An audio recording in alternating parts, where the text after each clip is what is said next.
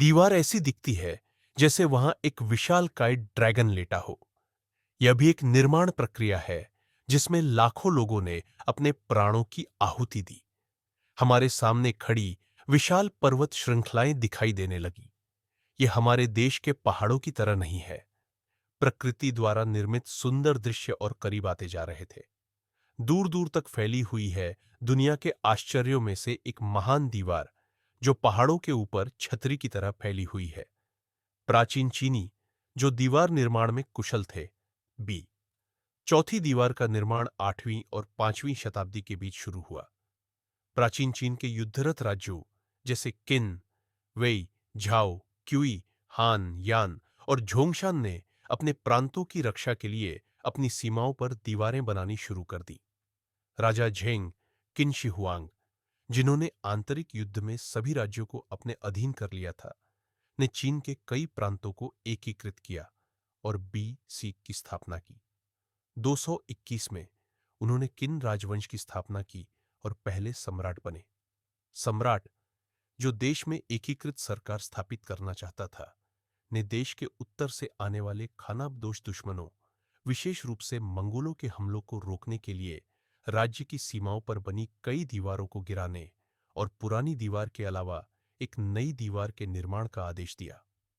उत्तरवर्ती हान, सुई और उत्तरी राजवंशों ने दीवार का नवीनीकरण और विस्तार किया। यद्यपि बाद के काल में महान दीवार पर बहुत कम निर्माण हुआ, लेकिन 14वीं शताब्दी में मिंग राजवंश के दौरान उत्तरी सीमा पर महान दीवार का भव्य निर्माण किया गया। रेगिस्तान में भी दीवार खड़ी हो गई। उस समय मंगोलों के आक्रमण तीव्र थे। दीवार ने उन्हें रोकने में मदद की। नई दीवार पिछली दीवारों की तुलना में अधिक मजबूत और टिकाऊ थी। निर्माण कार्य पहले मिट्टी से बनी दीवारों के स्थान पर ग्रेनाइट और ईंट से शुरू हुआ। दीवार के साथ साथ अवलोकन टावर भी स्थापित किए गए। दीवार का अधिकांश भाग मिंग राजवंश के दौरान बनाया गया था। महान दीवार ने मिंग साम्राज्य को न केवल मंगोलों और खानाबदोशों को, बल्कि चीन के एक जातीय अल्पसंख्यक मंचूरियन को भी बाहर रखने में मदद की। हालांकि 17वीं शताब्दी में मंचूरियनों ने चीन पर विजय प्राप्त की और किंग राजवंश की स्थापना की। 14वीं शताब्दी के अफ्रीकी यात्री इब्न बतूता ने महान दीवार की यात्रा का विवरण दर्ज किया है। किंग राजवंश के दौरान चीन की सीमाएं महान दीवार से आगे तक फैली हुई थी। मंगोलिया के कुछ हिस्से भी चीन में मिला लिए गए। समय के साथ दीवार का निर्माण कार्य बंद कर दिया गया। हमारी यात्रा बीजिंग से 60 किलोमीटर दूर बाडालिंग में स्थित महान दीवार तक है। यह बहुत अच्छी तरह से संरक्षित हिस्सा है। यह वह जगह है जहां चीन आने वाले विदेशी मेहमान आते हैं। यह स्थान पर्यटकों के लिए भी खुला है।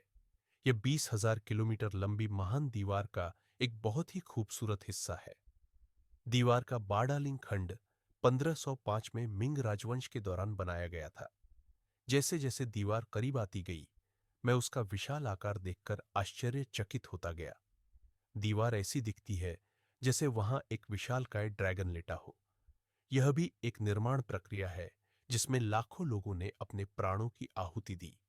बस प्रवेश द्वार पर आ गई। हम सब बाहर चले गए। वहां आगंतुकों की भारी भीड़ है। हम पारंपरिक प्रवेश द्वार से अंदर गए और ग्रेनाइट की सीढ़ियां चढ़कर दीवार के शीर्ष पर पहुंचे। हम अब बहुत ऊंचे खड़े हैं। विशाल काले पत्थरों से निर्मित महान दीवार जहां तक नजर जाती है फैली हुई है। पर्वत श्रृंखलाओं के चारों ओर घूमती हुई, ऊंची ऊंची चढ़ाइयों से होकर गुजरती हुई, किलेनुमा प्राचीर और निगरानी टावरों से युक्त। ग्रेनाइट की परतों से बनी यह दीवार एक चौड़ी सड़क जैसी दिखती थी।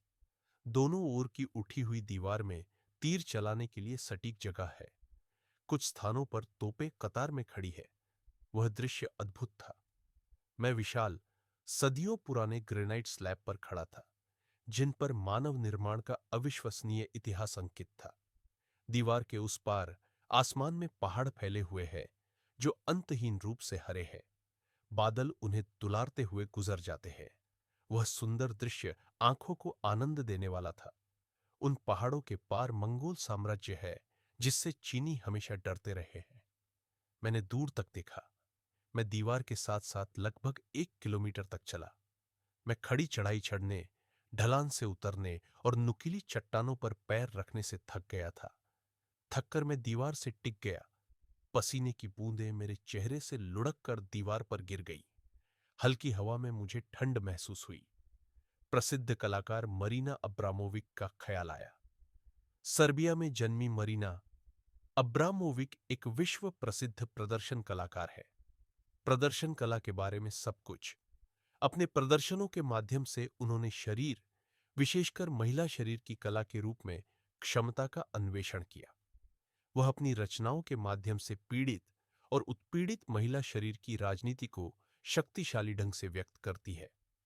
उनका कलात्मक कार्य लिंग भेदभाव के विरुद्ध संघर्ष, शरीर और मन के बीच अविभाज्य आध्यात्मिक संबंध तथा कलाकार और दर्शक के बीच संवाद को दर्शाता है। 1983 में मरीना अब्रामोविक और उनके साथी उल्ले ने घोषणा की कि वे अपनी सबसे महत्वपूर्ण प्रदर्शनकारी कृति दू लवर्स का मंचन चीन की महान दीवार पर करेंगे। योजना यह थी कि महान दीवार के विपरीत छोर से अकेले चलकर आने वाले दो लोग दीवार के बीच में मिलेंगे और वहीं विवाह कर लेंगे। एक अत्यंत ध्यानपूर्ण अनुभव से गुजरना तथा शरीर और मन के बीच भावनात्मक संबंध का अनुभव करना, इसका उद्देश्य भौतिक और आध्यात्मिक संबंधों की पुनः जांच करना था।